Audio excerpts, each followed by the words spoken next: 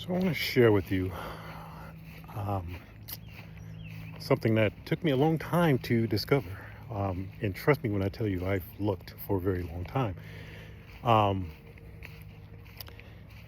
and it was always like when someone betrayed me or did me wrong any type of way, I would always, why would you do that? What made you think that? Like, I'll always, when people do things, that's the first thing that pops in my mind is why.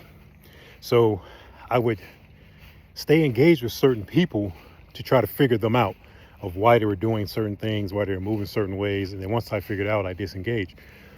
But then at a certain point, some people I just couldn't figure out why. And it didn't make sense because I'm very good at figuring people out. So then after getting on my spiritual journey, it made sense. And Ephesians 6:12-13 talks about it clearly. And basically how the dark forces of this realm are basically in charge, right? And it's not that you're fighting with another person, flesh and bones. No, this is a spiritual war.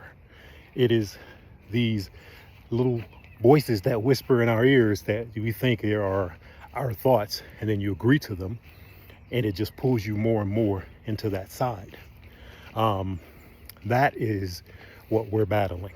And it took me a long time to realize that.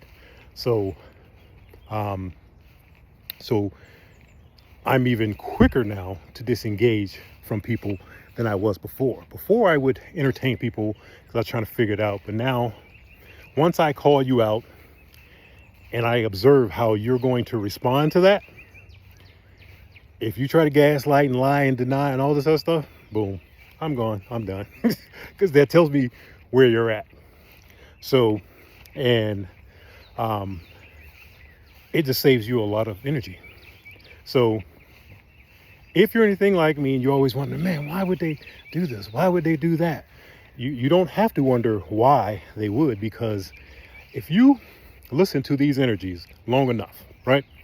What you're going to do is now you're listening to that energy more than you are to the divine. So the divine says, okay, cool. You rather listen to that. The divine leaves. Now that is your quote unquote God, because that is who you're listening to, right? Because trust and believe, the divine is also speaking to you, but it's the more you listen to that other voice, the lower the divine voice is. So it's whatever, you can't serve two masters. So it's whatever one you're feeding the most energy to. That is who you're going to hear the loudest. So understand. And how do I differentiate between these voices? Well, if that voice is telling you something along the lines of hate, jealousy, oh, we should get revenge on this person, anything along these lines, then it's not of the divine.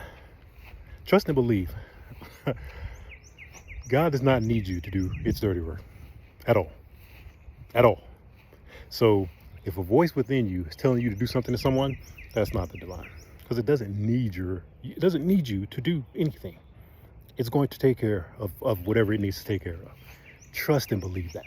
So don't be fooled, because that person that you're trying to do something to is just another version of you. And the divine knows this.